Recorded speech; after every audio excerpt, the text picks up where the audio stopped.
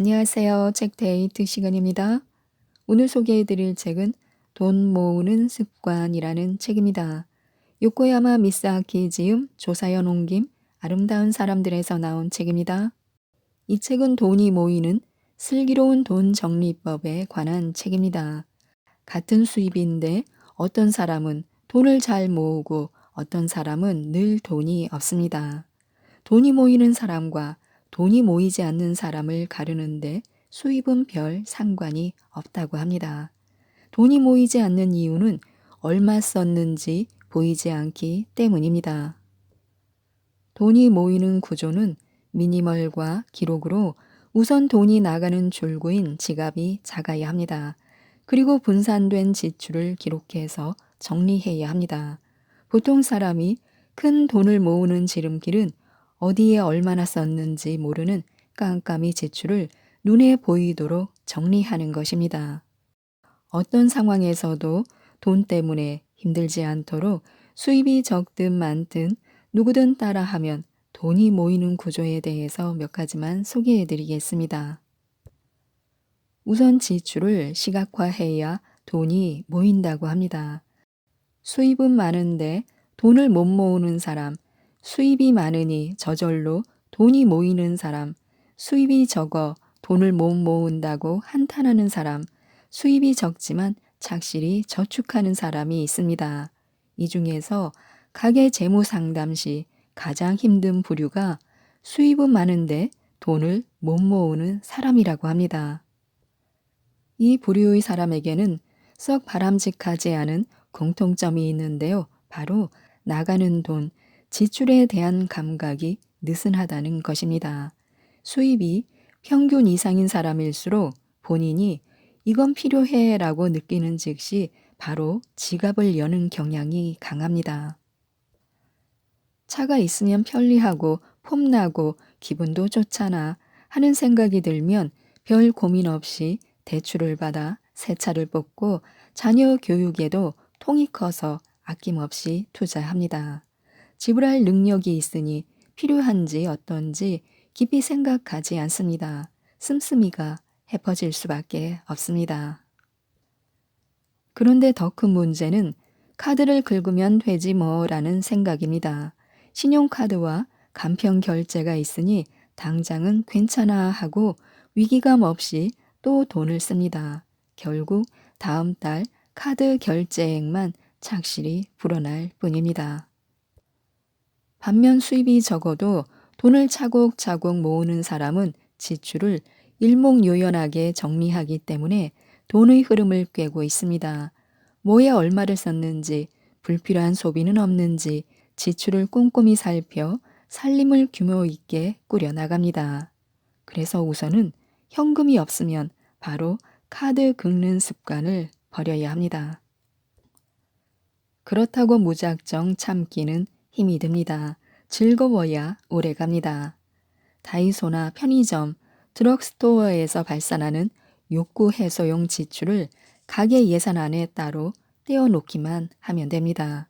식비, 생활용품비 명목으로 생활비에서 지출하지 말고 우리 용돈에서 지불하도록 해야 합니다. 물론 생활비나 용돈이나 수입원은 같습니다.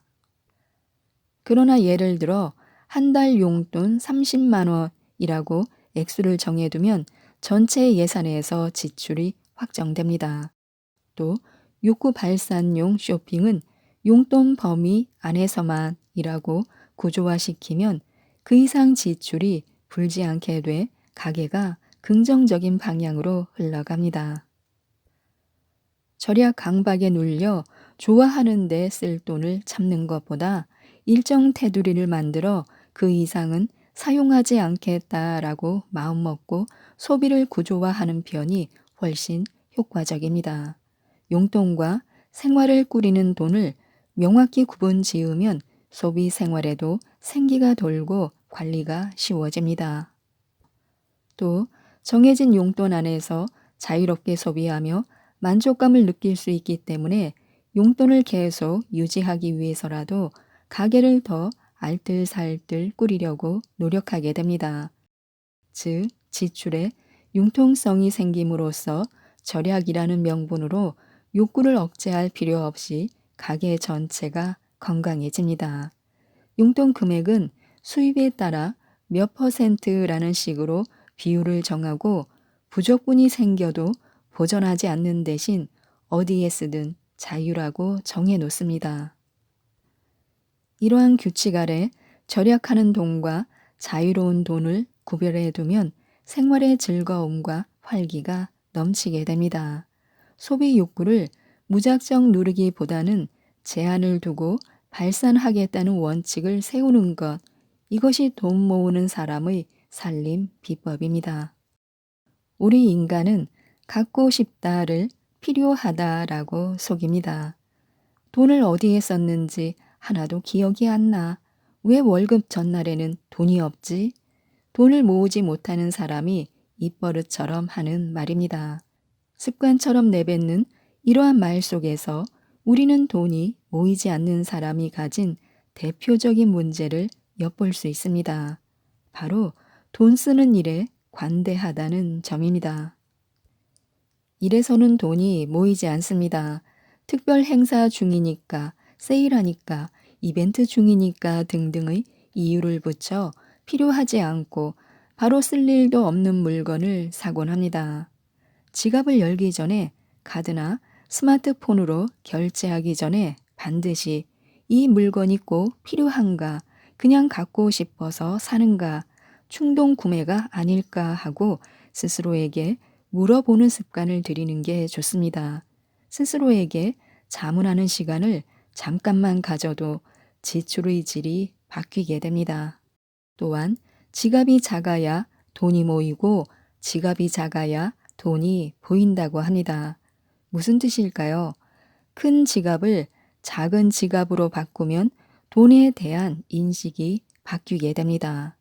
돈이 모이는 사람은 지갑 형태에 상관없이 자신의 지갑에 애착을 가지고 매우 소중히 다룹니다. 조심조심 사용하기 때문에 지갑 자체도 깨끗합니다. 지갑에는 돈만 들어있는 경우가 대부분이고 5만 원짜리, 만 원짜리, 1,000원짜리가 순서대로 방향에 맞춰 나란히 정렬되어 있습니다. 이렇게까지 돈에 관심이 많은 사람은 지폐를 반으로 접거나 동전과 지폐가 섞이는 것을 싫어하기 때문에 결과적으로 장지갑을 선호하게 됩니다.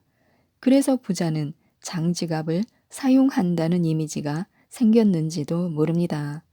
반면 돈이 모이지 않는 사람은 지갑을 함부로 취급하는 경향이 있습니다. 모서리는 닳고 겉은 더럽고 지갑 안은 돈 이외의 물건으로 가득합니다. 영수증, 할인권, 포인트카드, 신용카드 등으로 터지기 일보 직전입니다. 저는 가게 상담 시 상담자의 지갑이 이렇게 돼지 지갑이면 지갑을 다시 마련하라고 권합니다. 되도록 작은 지갑으로 말입니다. 왜냐하면 지갑이 작으면 물리적으로 들어가는 양이 한정되기 때문입니다. 우선 공간을 차지하는 신용카드, 직불카드, 포인트카드 등이 몇 장이나 되는지 재고하는 기회가 됩니다.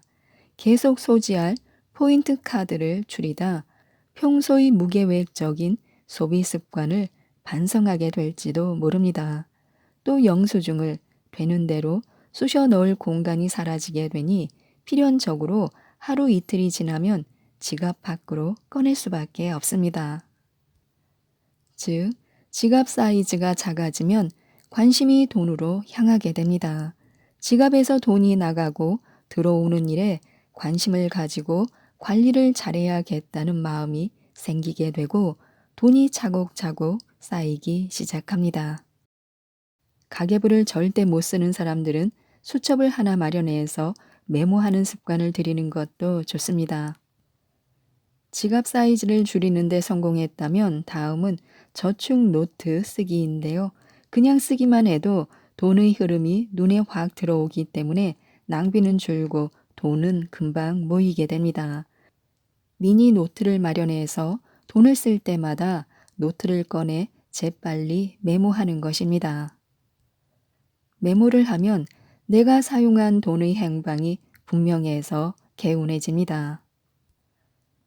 또한 하루를 마무리하는 시간에 그날 쓴 돈을 현금 결제, 전자화폐 결제, 신용카드 결제로 나눠 기입하는 것도 좋습니다. 정확히 기억나는 금액은 정확하게, 잘 기억나지 않는 금액은 대략적인 금액을 기입하면 됩니다. 정확하게 기입하는 꼼꼼함보다 일주일, 한 달 이런 식으로 매일매일 빠짐없이 기록하는 꾸준함이 중요합니다. 현재 상황이 파악될 때까지 계속하는 꾸준함이 중요합니다. 이렇게 기록을 하면 자신의 지출 성향이 분명해질 뿐 아니라 어디서 돈이 새고 있는지 보입니다. 돈 새는 틈을 막으면 돈이 모이기 시작합니다. 즉, 실행하기만 한다면 기록만 해도 돈이 모이는 노트를 경험할 수 있습니다.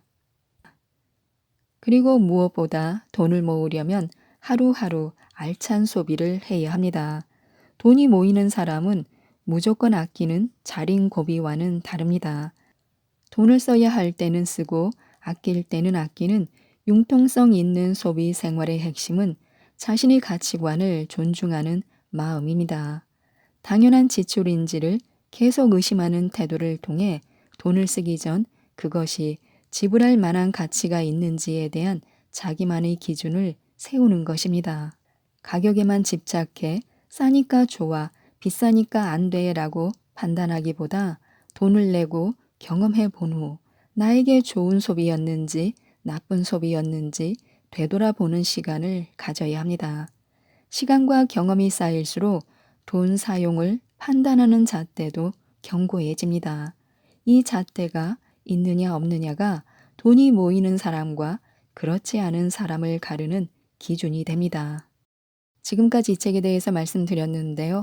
돈으로 불안을 겪고 있다면 돈 정리 습관부터 다시 시작하는 것이 돈을 모으는 지름길이라고 합니다. 이 책, 돈 모으는 습관을 꼭 한번 읽어보시고 모든 분들이 부자가 되셨으면 좋겠습니다. 이상 책데이트였습니다. 감사합니다.